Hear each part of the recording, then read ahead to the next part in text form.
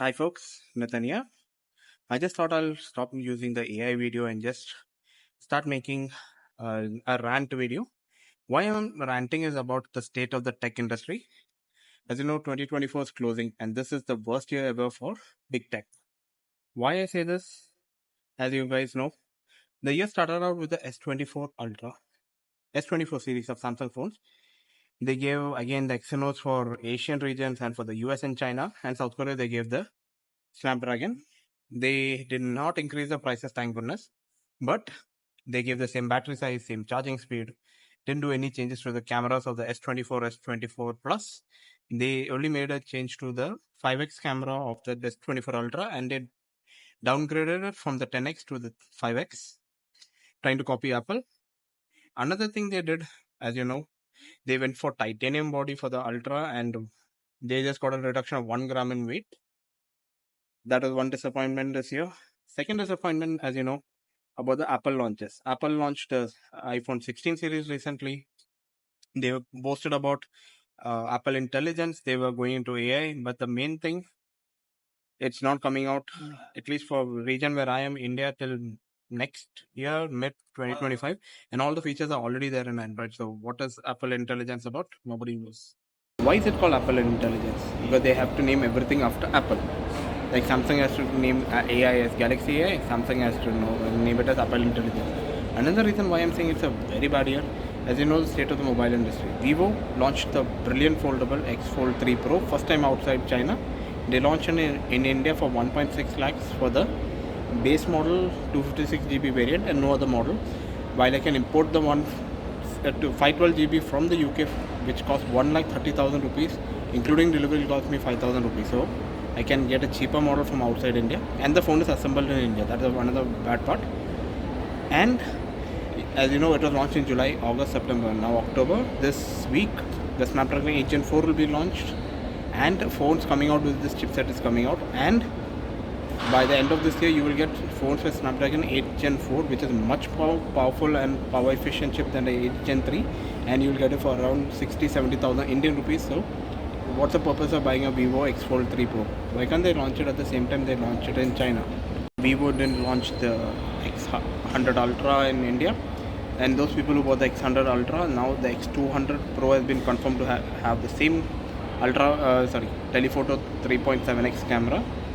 So now those people who bought it, within 6 months they're getting a cheaper phone that has a same camera capabilities with a much faster chipset. Don't understand one thing, why can't people get the same technology worldwide? Maybe in the US you won't get these Chinese phones because of the trade war, but at least in India you can get these chipsets.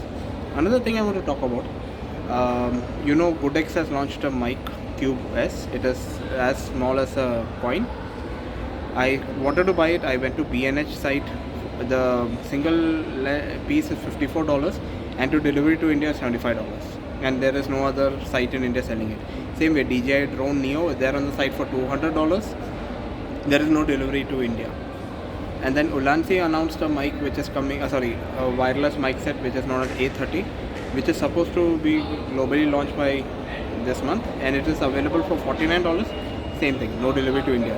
India is 1.4 billion people, 1.45 billion people, and out of that 1% at least will be rich. 1% of that will be richer than population of many countries in the world. So I don't understand, why is India being short charged? Don't India deserve the best tech? These companies launch products in India at ridiculous price and they cry that nobody buys these products. When launch it on time, launch it on a very good price like you price it in China, you will get such a huge volume boost in sales. But no. And another thing this year, OnePlus is now getting into trouble for their updates which is screwing up their phones. OnePlus had controlled it 2 years back, and now OnePlus is again getting these issues. Another rant is about Google. Google came out with their phones this year earlier than expected in August.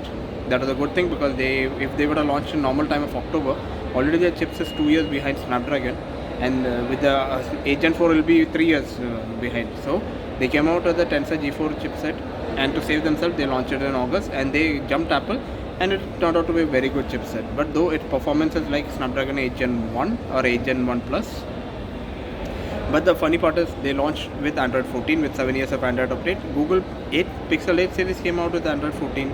So So the success also came out in Android 14. They could have jump ship with Android 15 earlier, and we were the only phone to come with Android 15. So funny things happening. Two things about Samsung, and then I'll stop the rant. Samsung launched the Tab S10 series just 1-2 weeks back with the MediaTek 9300 plus chipset, which was the most powerful chipset till 3 days ago when the MediaTek 9400 chipset came out. Why couldn't Samsung just launch it after this chipset? No idea. It would have been the most powerful tablet in the world in the Android side.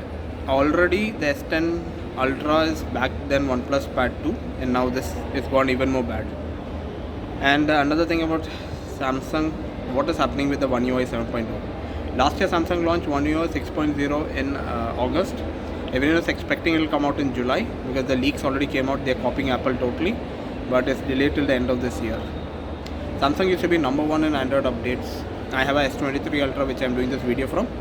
Even in this phone, till 3 months back, I used to get the security patch update well in advance of other phones, and maybe before the coming of the month, I used to get that one update. This time I got the September security patch only 2 days ago in October. So why is Samsung going back to the old days where they're delaying the updates? Like I said, it's a very, very, very bad year for tech, for consumers. I hope we can see big changes next year, and we deserve to see better changes next year.